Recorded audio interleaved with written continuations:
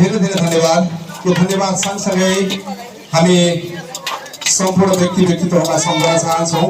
यतिखेर हामीले लालबन्दी निवासी र सर्लाही जिल्ला प्रशासन कार्यालयको नेतृत्व समेत गर्दै आउनुभएको छ सहायक प्रमुख जिल्ला अधिकारीज्यूको पनि गरिमामय उपस्थित रहेको छ भने हाम्रो भैरवी दल गणका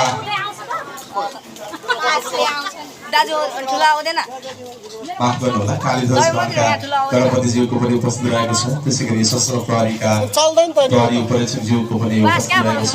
यहाँलाई हामी अनौपचारिक ढङ्गबाट विशेष तालिका साथ स्वागत गर्दै अब भने कार्यक्रमलाई ढिलो नगरिकन सबै संस्कृति र परम्परालाई जोड्नु पर्ने हुनाले एउटा सानो झिझा नृत्यको प्रस्तुति राख्नेछौँ र त्यसभन्दा पछाडि हामी यहाँको अनुमतिमा औपचारिक कार्यक्रम अगाडि बढाउनेछौँ।